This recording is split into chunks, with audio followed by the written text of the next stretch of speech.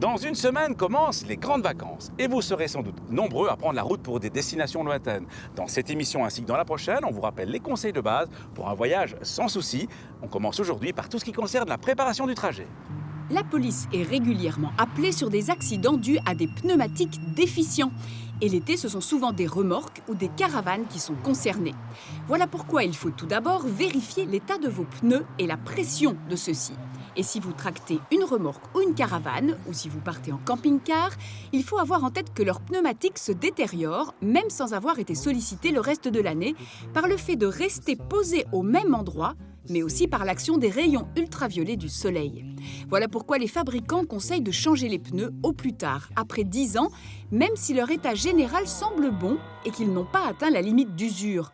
Et ils conseillent aussi de les faire examiner annuellement par un professionnel dès qu'ils ont plus de 5 ans.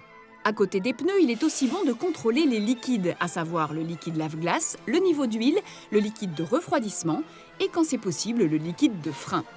Faites aussi le tour des ampoules pour voir si elles sont toutes en état de fonctionnement. Militant gauche. Enfin, pensez à nettoyer votre véhicule et ses vitrages. C'est non seulement plus agréable, mais c'est aussi plus sûr, car des vitrages sales favorisent notamment l'éblouissement. À côté de l'état du véhicule, il y a aussi tout un tas d'accessoires indispensables ou utiles à emporter. Vérifiez tout d'abord si vous avez bien un extincteur valide, un gilet de sécurité et un triangle de danger. Dans certains pays, un seul gilet ou un seul triangle ne suffisent pas toujours, comme en Espagne par exemple. Et même si on est heureusement plus tolérant envers les conducteurs étrangers concernant ces accessoires, ce ne sera pas le cas pour d'autres règles, comme celles qui concernent la vitesse ou l'alcool au volant. Heureusement, les différentes législations européennes sont présentes sur Internet et peuvent être trouvées avec votre moteur de recherche habituel. Pour un long voyage, il est aussi bon d'emprunter d'autres objets utiles, comme des lunettes solaires, un pare-soleil pour les enfants, de l'eau pour se désaltérer, un chiffon ou encore des gants. Une fois que votre véhicule est totalement en ordre, il faut alors préparer son voyage. Et ce, même si vous utilisez des outils électroniques pour vous guider. De plus en plus de personnes se déplacent en utilisant un GPS ou une application GPS sur leur smartphone, mais l'électronique peut toujours vous laisser tomber. Il suffit d'une mauvaise réception du GPS ou d'une simple panne pour que vous soyez tout à coup perdu et désorienté. Voilà pourquoi on vous recommande malgré tout, particulièrement pour un long trajet, de préparer un petit roadbook et d'emporter également une bonne vieille carte papier.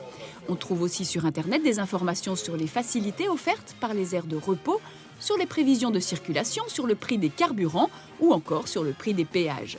Tout cela peut vous aider à planifier le trajet et les pauses. La semaine prochaine, nous resterons dans l'ambiance des congés en parlant plus spécifiquement des problèmes de chargement ainsi que des conseils que l'on peut donner pour faire un bon trajet vers son lieu de vacances.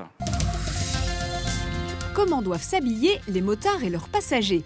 Été comme hiver, la loi leur impose de porter un casque, mais aussi des gants, une veste à manches longues et un pantalon ou une combinaison, ainsi que des bottes ou des bottillons qui protègent les chevilles. Le casque doit être homologué pour la moto. Les autres équipements ne doivent pas être homologués, mais nous ne pouvons que vous recommander de vous procurer des vêtements spécialement conçus pour la pratique de la moto. À la semaine prochaine et passez de bonnes vacances.